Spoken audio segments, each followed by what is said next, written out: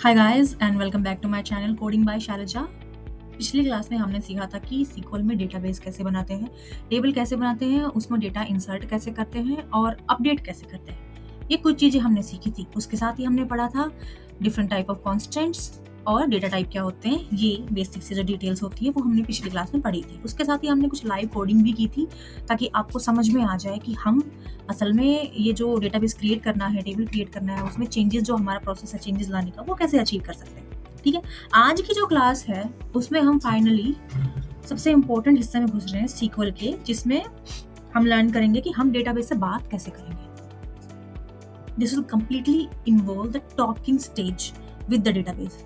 तो इसमें क्या होगा, ऑपरेटर्स होंगे, क्लॉज होंगे, फिल्टर करेंगे हम डेटा को सॉर्ट करना सीखेंगे, ग्रुप करना सीखेंगे उसको, और इन द एंड डेवलपर्स की तरह सीक्वल क्वेरीज हम लिखना सीखेंगे। तो घबराने की कोई जरूरत नहीं है, सिंपल सा प्रोसेस है, सिंपल सी लैंग्वेज होगी। चलो ये शुरू करते हैं बिना देर किए। तो सबसे पहले मैं बताऊंगी, जो कल हमने एक डेटाबेस क्रिएट किया था ना, कोडिंग बाय शैलजा, हम उसी को आज यूज करेंगे। तो यूज के लिए मैंने आपको बताया था use coding by Shailaja. Whatever your database is, just write use in the front of that. उसके बाद हमने की थी टेबल क्रिएट, ये वाली, ठीक है। उसके बाद हमने किया था डेटा यहाँ पे इंसर्ट, ये वाला, और हमने किया था सिलेक्ट का यूज करना सीखा था हमने। मैं इसको करती हूँ एग्जीक्यूट, मेरी टेबल नीचे डिस्प्ले हो जाएगी। देखो जरा मैं बड़ा कर दिखाती हूँ आपको। हाँ, ये मेरी टेबल डिस्प्ले हो गई। Will we learn today, we will learn operators, clauses, filtering data,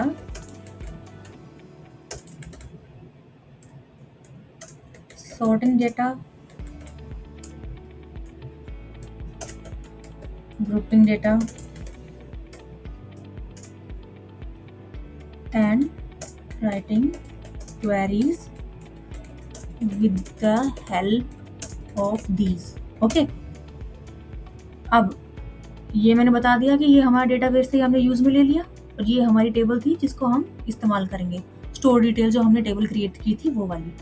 जब हमने select star from store detail किया तो हमारे पास क्या आया, all the data, but there is a catch. When we are working in a company we don't always need all the data. What we require specific data, और उसके लिए आता है क्या, वेयर क्लॉज। ठीक है, अब मैं आपको यूज करके दिखाऊं where clause. Select star from store details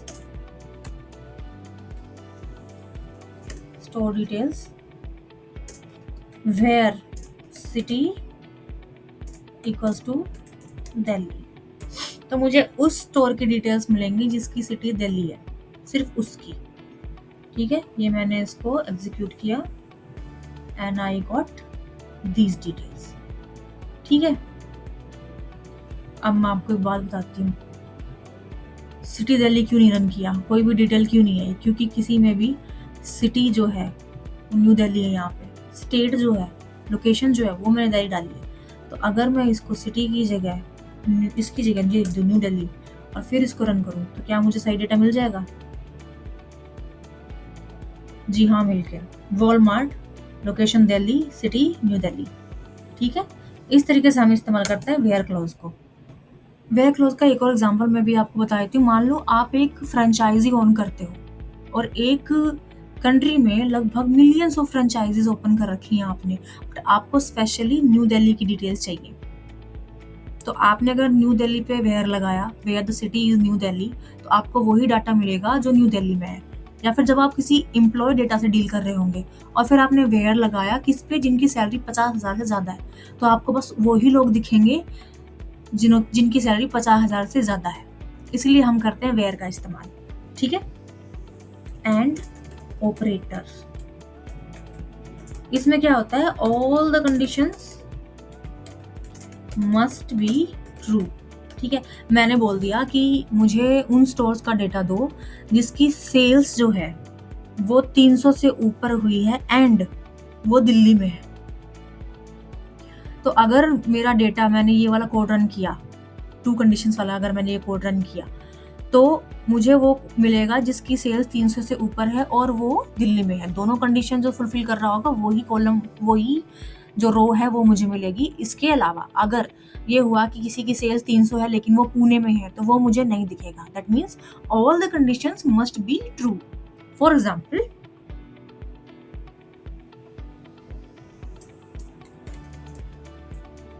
select star from store details where city equals to New Delhi and sales equals to sales is greater than, let's say greater than 200।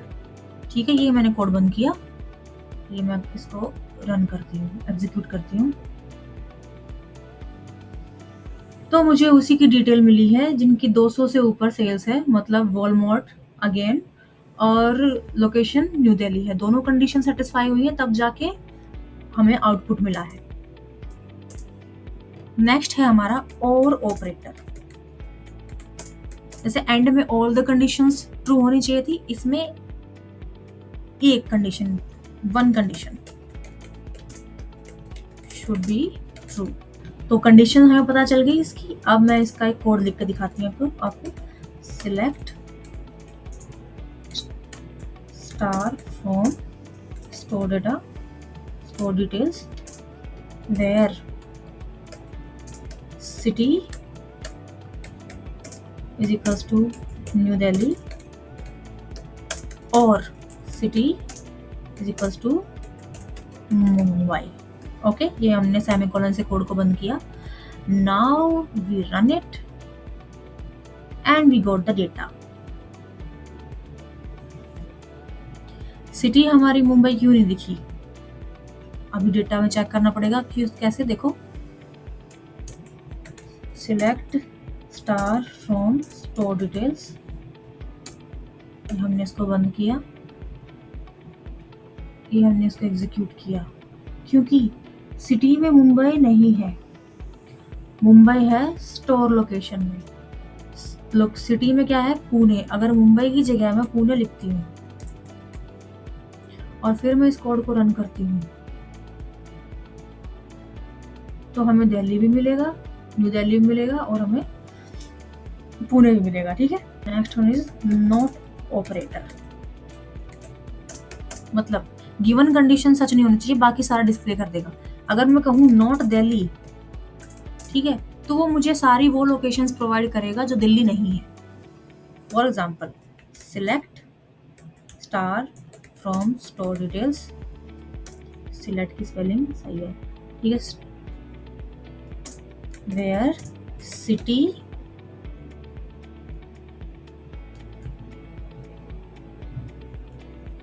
City is equals to Delhi. अब आप सोचोगे कि note कहाँ लगेगा? कहाँ लगेगा note? यहाँ पे नोट दिल्ली लिखूं तो क्या ये मेरा कोड काम करेगा?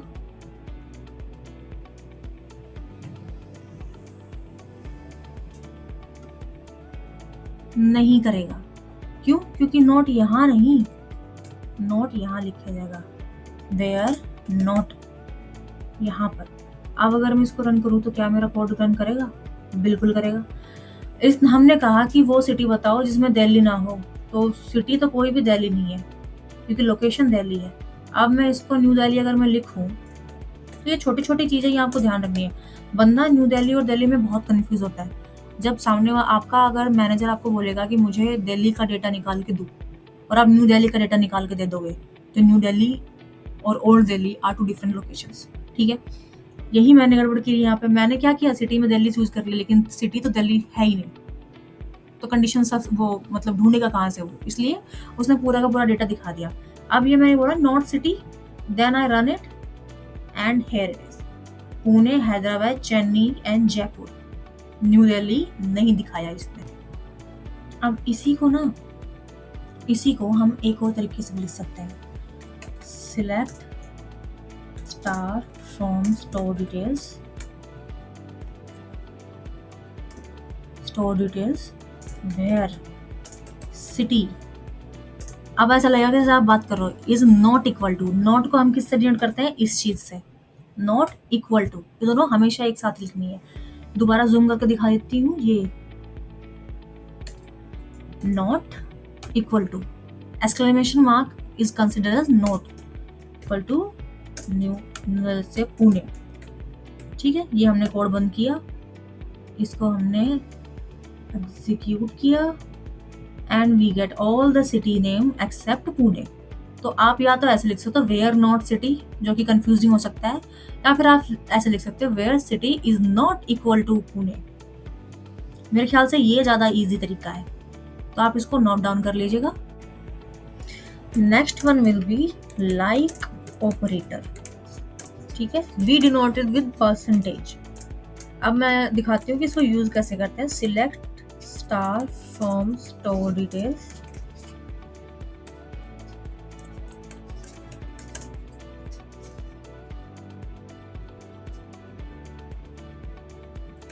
where store name like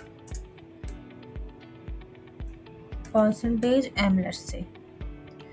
तो उन स्टोर का नाम आएगा जिसके एंड में m है। अगर ऐसा कोई स्टोर हमारी लिस्ट में एग्जिस्ट करता है तो हमें दिख जाएगा, नहीं करता तो हम एक और करके देखते हैं। इसको हमने किया कॉपी और हम करते हैं पेस्ट। अब परसेंटेज को पीछे की तरफ लगाते हैं। थोड़ा थोड़ा आइडिया शायद आपको लग रहा होगा कि परसेंटेज को पीछे लगाने का मतलब है कि अल्फाबेट के पीछे स्टार्ट अल्फाबेट किसी से भी हो सकता है, एम से स्टार्ट होगा, पीछे कितने ही वर्ड हो सकते हैं। कभी कभी क्या होगा, आपका मैनेजर आपको बोले कि मुझे उन सारे स्टोर का नाम निकाल के दो जिनका नाम एम से स्टार्ट होता है, तो स्टोर नेम एम। या फिर वो बोल सकता है आपको कि मुझे उन स्टोर्स का नाम निकाल के दो जिनके बीच में ART आता है। बीच में ART आता है, ART हमने लिख दिया, बीच में आता है मतलब पीछे भी वर्ड्स हो सकते हैं, आगे भी वर्ड्स हो सकते हैं। देन आगे पीछे दोनों तरफ हम ये लगा देंगे। ठीक है, ये हमने किया एग्जीक्यूट। वॉलमार्ट और डीमार्ट में ART आता है। एक और जो हम कर सकते हैं, यहाँ पे दूसरे पे ट्राई करते हैं कि where store location, store location जो है उसमें I आता हो। अब वो सारी लोकेशंस आएंगी जिनके एंड में I आता है। हमने इसको एग्जीक्यूट किया and now we got Delhi, Mumbai, Chennai. ठीक है, next operator is between, range के लिए। ठीक है, this one decides the range. For example, I want to select star from store details where sales between 70 and 200. Now I close my code. Let's try to run it. कुछ गड़बड़ हुई तो भी बता दिया जाएगा। हाँ जी, 70 और 200 के बीच में मुझे सेल्स चाहिए थी। 70, 71, 85, 78, ये हमारा डेटा निकल गया जिनमें सेल्स 70 से 200 के बीच में थी। ऑलराइट, नेक्स्ट जो ऑपरेटर्स हम यूज करेंगे उसका नाम है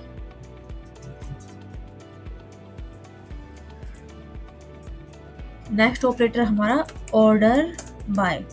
ऑर्डर बाय क्या करता है, मैसी डेटा को ऑर्डर्ड स्टेज में ले आता है। इट मे बी असेंडिंग और डिसेंडिंग। ठीक है, जब हम ऑर्डर बाय इस्तेमाल करते हैं तो डिफॉल्ट तो इसका असेंडिंग होता है, लेकिन हमारे डिसेंडिंग के लिए उसको डिसेंडिंग लिखना पड़ेगा। For example, select star from store detail order by sales, let's say. तो अब क्या होगा, डिफॉल्ट क्या है इसका, असेंडिंग, तो हमारी सेल्स हमें असेंडिंग ऑर्डर में दिखेगी। Let's execute it and now we got ascending order, मतलब पहले सबसे कम, फिर उससे ज्यादा, फिर उससे ज्यादा, फिर उससे ज्यादा। लेकिन अगर मुझे इसी को डिसेंडिंग में करना है तो मैंने किया इसको कॉपी, एक सेकेंड, मैंने किया इसको कॉपी, मैंने किया इसको यहाँ पे paste and I'll write simply descending after the sales. ठीक है, now I run it and I execute it. So on the top there is the highest sales, then lower, and then in the end the minimum of all. Next one is group by. Order by क्या करता है, चीजों को order में ले आता है. Group by क्या करता है, पर्टिकुलर कैटेगरी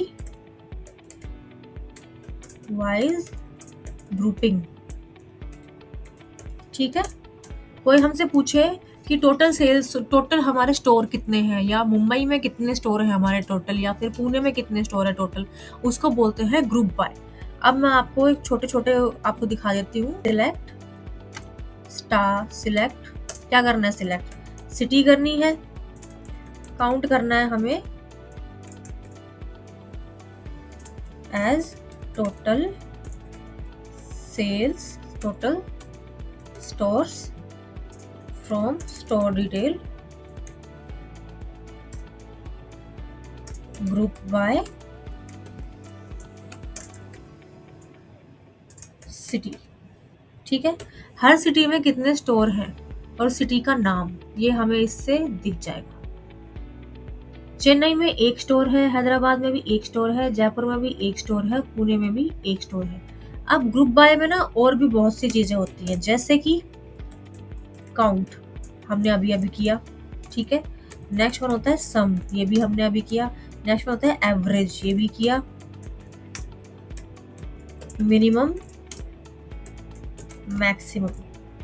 ठीक है, ये कुछ फंक्शंस होते हैं या ऑपरेशंस होते हैं जो हम ग्रुप बाय के थ्रू यूज करते हैं. अब मैं एक एक करके आपको इन सबके एग्जांपल बताती हूँ. ठीक है, सबसे पहला होगा काउंट का. तो select count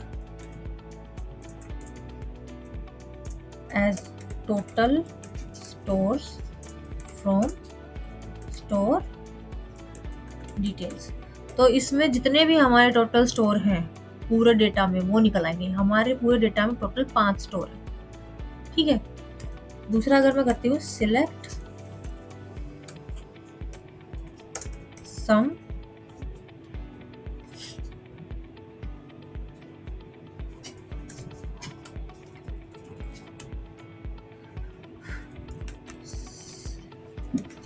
select sum of what, of sales as total sales from store details. ठीक है, ये मैंने किया रन इसको एंड वी गेट टोटल इतनी सेल्स. इसको ही हम कॉपी करते हैं क्योंकि फर्दर ऑपरेशन इसमें हो सकते हैं. Select minimum sales as mini sales from store details. Let's run it. Minimum sale हमारी 64 है. दूसरा हम क्या कर सकते हैं, select max cell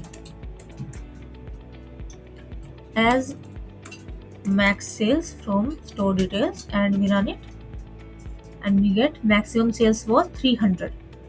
Next can be select average. Average बचा हुआ है ना अभी, average sales as average sales from store detail and we execute it. Average sales जो है हमारी 119 है. सारे स्टोर एवरेज मिला के 119 का बिजनेस हमारा कर रहे हैं. ठीक है, next one will be our having clause. ठीक है, पूछा जाएगा आपसे डिफरेंस क्या होता है between having and where clause में. हैविंग जो होता है वो ग्रुप्स को फिल्टर करता है, जबकि वेयर जो है वो रोज को फिल्टर करता है. ठीक है, having works with group by. Alright, ये हमें याद रखना है. नेक्स्ट टर्म जो है इसमें वो ये है where filters rows and having filters groups. ठीक है, अब देखते हैं select city average of what, sales as average sales from store detail, group by city, having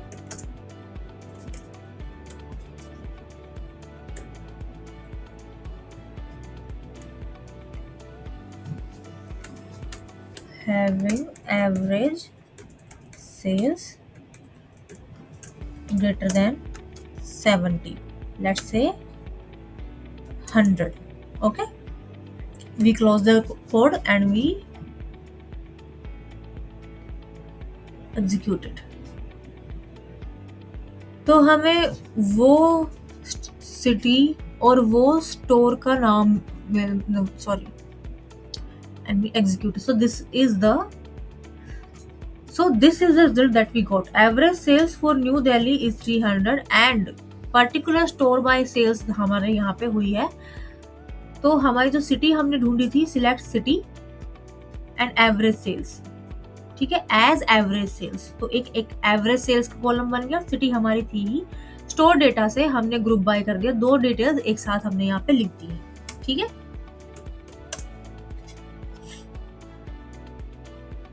next one is union. Union combines the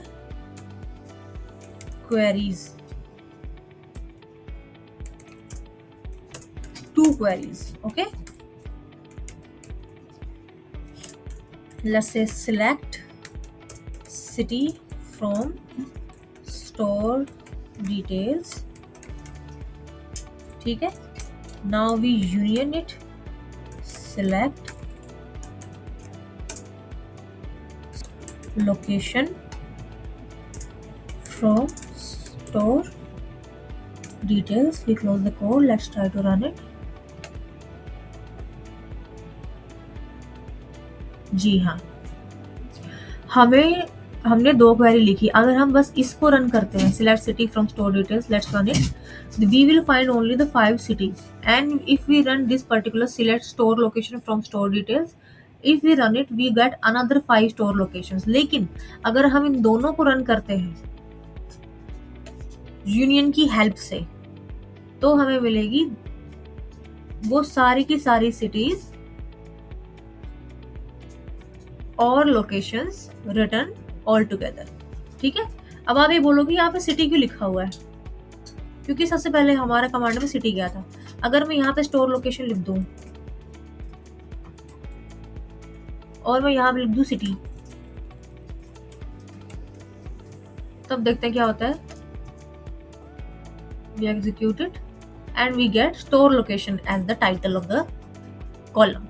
Okay, now we write union all. union all क्या करता है? combines everything. ठीक है, same अगर मैं run करती हूँ code इस पे यूनियन ऑल पे भी, अभी हमें 9 डिटेल्स मिली है. अगर मैं ये रन करती हूँ यूनियन ऑल करके, let's try to run it, we will get 10 details. क्यों? क्योंकि पिछले वाला जो यूनियन डेटा था उसमें 2 अलग अलग लोकेशन थी और सिटी थी, उसमें ना चेन्नई हमारा ओवरलैप कर रहा था. यूनियन क्या होता है, जो डुप्लीकेट्स होते हैं उनको एक में ही कन्वर्ट कर देता है. That's why you are having 9 records. और यूनियन ऑल क्या होता है, डुप्लीकेट्स को भी ऐड कर देता है. दैट्स व्हाई 2 चेन्नई यहाँ पे रखे हुए हैं और हमें 10 रिकॉर्ड मिले हैं. Union remove the duplicate and union all add all the data. ठीक है, which means keep the duplicate. Now we will get what? Temporary tables. Temporary tables जो होती हैं temporarily exist भी करती है. ठीक है, जब आप अपना ये MS SQL या जो भी SQL टूल आप इस्तेमाल कर रहे हो उसको क्लोज कर दोगे उसके बाद फिर से स्टार्ट करोगे, फिर से सेम डेटा सेट यूज़ करोगे, फिर से सेम टेबल यूज़ करोगे, तो आपको टेम्परेरी टेबल नहीं मिलेगी। और इसको हम हैश से डिनोट करते हैं मोस्टली, ठीक है। उसकी और प्रॉपर्टीज क्या होंगी कि इंटरमीडिएट कैलकुलेशंस में इसका इस्तेमाल होता है। कि ये लगा लो कि रफ नोटबुक है हमारे पास, हम टेम्परेरी टेबल को एज अ रफ नोटबुक इस्तेमाल करते हैं फॉर टेस्ट पर्पस, ठीक है। ये लार्ज प्रोजेक्ट्स में इस्तेमाल हो जाती है रिपीटेड रिजल्ट्स के लिए। For example, create table, store details,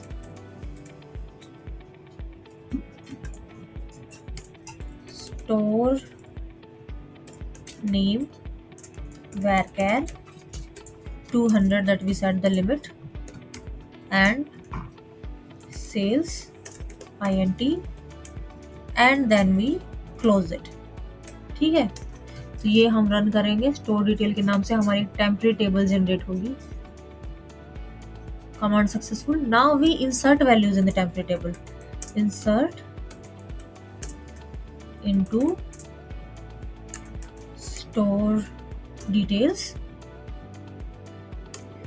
values, store name, let's say Vijay Sales, and sales 500, ठीक है। ये हमने अपना कोड बंद किया, हमने इसको रन किया, execute, one rho factor successfully. Now we check, select star from store details.